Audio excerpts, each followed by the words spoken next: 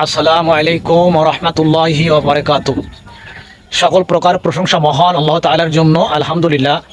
লাখ কোটি দরুদ রাসূলের উপর সাল্লাল্লাহু আলাইহি ওয়াসাল্লাম। আমাদের প্রিয় নবী হযরত মুহাম্মদ সাল্লাল্লাহু আলাইহি ওয়াসাল্লাম ইরশাদ করেন, তোমরা পবিত্র জুমার দিনে বেশি বেশি দরুদ পাঠ করো, কেননা তোমাদের দরুদ পাঠ আমার সামনে পেশ করা হবে। তো আল্লাহ রাসূল এই হাদিস দ্বারা বোঝাতে চেয়েছেন, দরুদ তো আসলে সব সময়ই বেশি বেশি পড়তে হবে, কিন্তু বিশেষ করে পবিত্র জুমার দিনে আমাদের প্রিয় নবী হযরত মুহাম্মদ সাল্লাল্লাহু আলাইহি ওয়াসাল্লামের নামে বেশি থেকে বেশি দরুদ পাঠ করা, কেননা এই দরুদ পাঠ করা আল্লাহর রাসূলের সামনে পেশ করা হবে। আর একটা হাদিসে ইরশাদ করা হয়েছে, তো আল্লাহর রাসূলের নামে একবার দরুদ পাঠ করলে মহান আল্লাহ তাআলা ওই বান্দার উপরে 10টি রহমত নাজিল করেন। তো এই জন্য আমাদের উচিত আল্লাহর রাসূলের উপরে বেশি থেকে বেশি দরুদ পাঠ করা, কেননা দরুদ পাঠ করলে শুধু রহমতই নাজিল হয় না, বরং মহান আল্লাহ তাআলা বিভিন্ন বালা মুসিবত থেকে এই বান্দাদেরকে অর্থাৎ উম্মতি মুহাম্মাদীদেরকে হেফাজত করেন এবং করবেন।